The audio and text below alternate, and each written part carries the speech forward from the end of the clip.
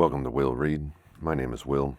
Today I'm reading The Rag and Bone Shop of the Heart, Poems for Men, by Robert Bly, James Hillman, and Michael Meade. How does the work of men connect to poetry?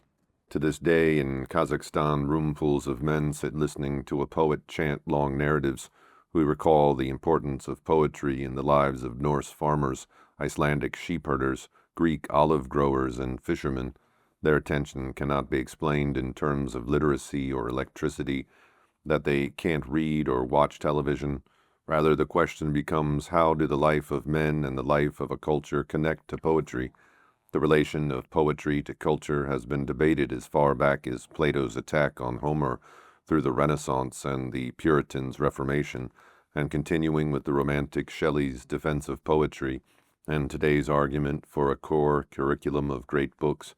While our European-American tradition questions and argues and has to teach poetry to sullen students in English classes, other cultures, speaking Spanish, Russian, Arabic, to say nothing of the many tongues of Africa and the Indian subcontinent, grow up inside poems, drenched through with poetic metaphors and rhythms.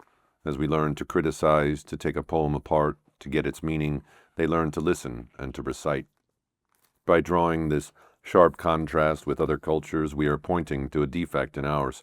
We live in a poetically underdeveloped nation.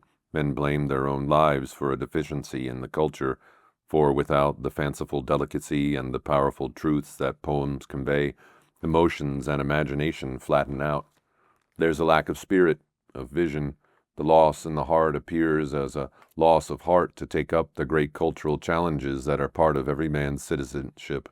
It is in this sense that we have come to think that working in poetry and myth with men is a therapy of the culture at its psychic roots.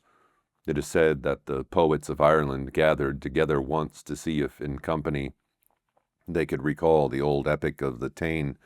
Each of them knew a part.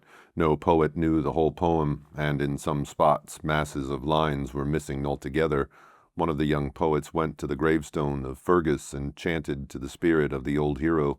The spirit responded, and Fergus recited the epic for 3 days to the poet, who put it all to memory in his heart. When the poets gathered again, the young man was able to supply the missing lines, and the poem was complete. For years we have opened and closed the gatherings of men with poems. Through the collaboration of everyone involved, the diversity and number of poems have grown. A question painfully put in one poem is answered in another. Sometimes the answering poem came from a man in the audience, so that listeners became tellers and the speakers heard lines forgotten or never heard before. It was as if we were at the old man's gravestone and were remembering the community of men joined together by poems still held in someone's memory. Because this is America, there are many ancestral voices and diverse gravestones carved in many languages. Our epic cannot be single like the Táin and must be composed only in a wide-ranging and ongoing fashion. No matter how many poets and poems, it can never be complete. And so essential to that American soul is the feeling that something is not here, something is forgotten, and there's a longing in the heart for yet another line, another verse. These poems have been argued over, repeated, mixed with tears and laughter, and required to end events that didn't want to close. We have collected the poems which moved men the most in gatherings over the last 10 years.